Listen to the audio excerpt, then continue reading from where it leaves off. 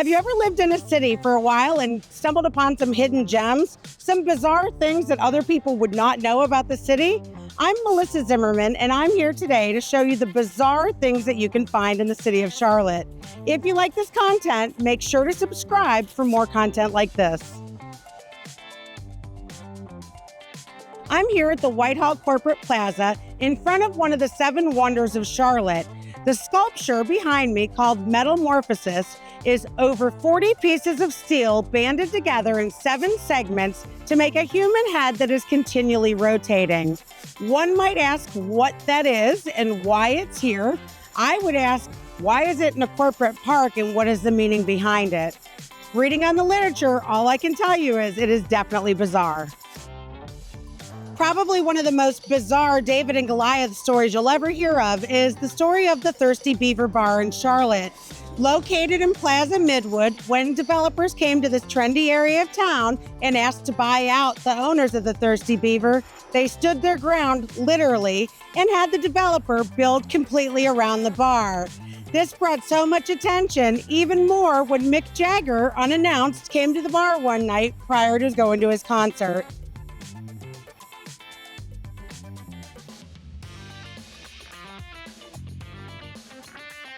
I'm outside of Cold-Blooded and Bizarre, which is truly bizarre. It's so bizarre it even says so in its name. We're located off of Central Avenue in Plaza Midwood, and I'm going to go inside and meet the owners and find out just what makes this place truly bizarre. I'm here at Cold-Blooded and Bizarre, located in Plaza Midwood in Charlotte, and this does definitely rank as some bizarre things in here, and I appreciate getting to meet with Pat and Michael, who are the owners of Cold-Blooded and Bizarre. Hi, guys. Can you tell me how did this come about? I mean, these aren't normal pets, so how did this come about for a business?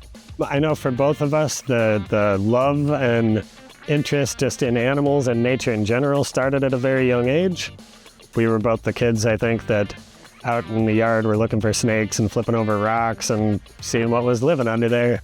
We became good friends in college. Same experience growing up. We grew up outside looking for what kind of cool things we could find under the rocks and logs in the backyard.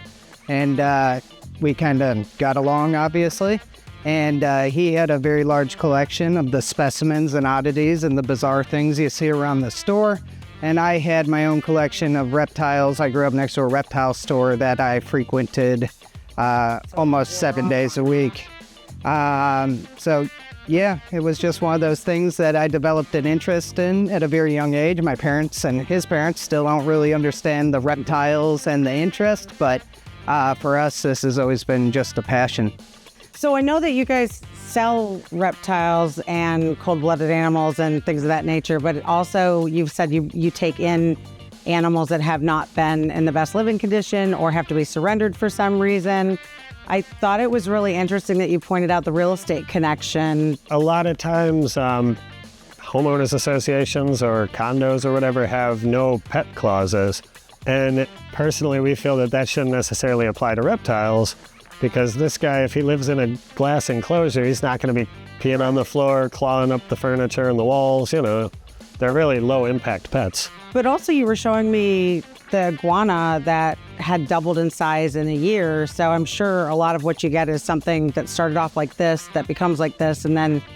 Honestly, most animals that we sell don't grow to those huge, gigantic proportions. That's kind of something that we noticed in the industry is a problem, is people get things when they're little and cute and then all of a sudden don't have anything to do with them, and they end up coming back to us.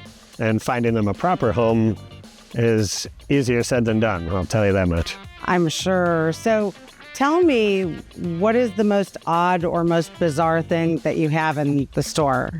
So this is Rock and Roll. Rock is on this side and that one is Roll. But what makes them so super special, as you can see, is the extra head. This is a deformity that happened in the embryo. The egg was going to split and they were going to become twins, but that separation never completed, so now they are conjoined twins. So this guy is completely harmless. He's very intimidating looking. Yeah, he has awkward motion because he's got 2 brains and 2 heads that control one singular body. So they don't have the best coordination compared to a single-headed snake. But they are both fully functioning heads. Right here in the back of the neck where you see that little hump is where their vertebrae fuse together, and then from that point it appears it is just one snake down. The reason why this guy is obviously bizarre, because one, he's a two-headed animal that has survived.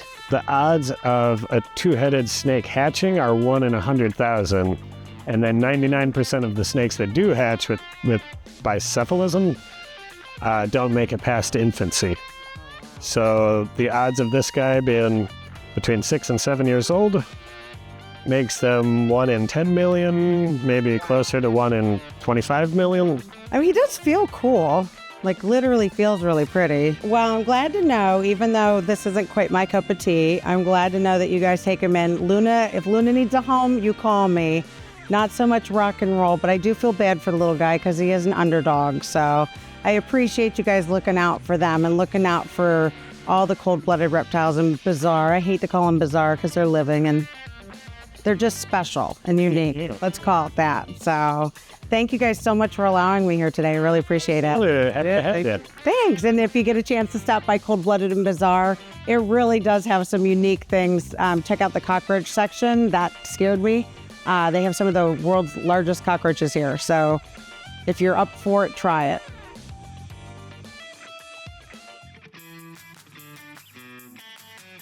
Have you ever seen pictures online that have you rubbing your eyes with suspicion, making you wonder whether or not they're real or not? Well, the Museum of the Illusions is one of those bizarre places that you can go to have interactive installations with tricks of the eye. Come on in for yourself and take a look at the Museum of Illusions and see if you can be the one fooling those who have fooled you next. One of the weirder and more bizarre things in the city of Charlotte is the reputation for being the home of beefaroni.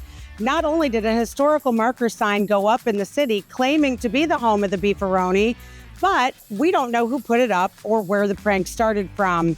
The only thing I can tell you is we are truly not the home of beefaroni at this time, but it is a bizarre thing that people like to see in Charlotte.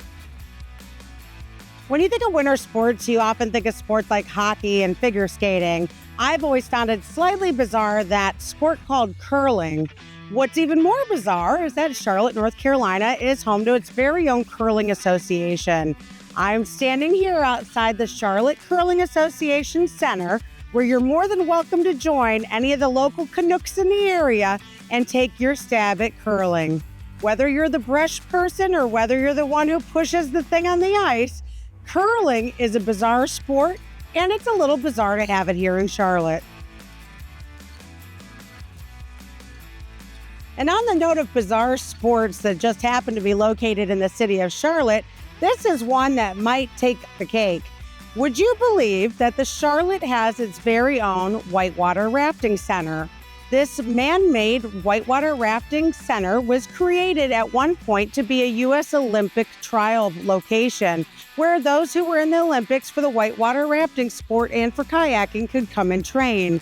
After losing its accreditation, the Whitewater Center stayed open, added some beer gardens, some rock climbing walls, threw in some biking and paddleboarding, and we have the very own World's Whitewater Center here in Charlotte.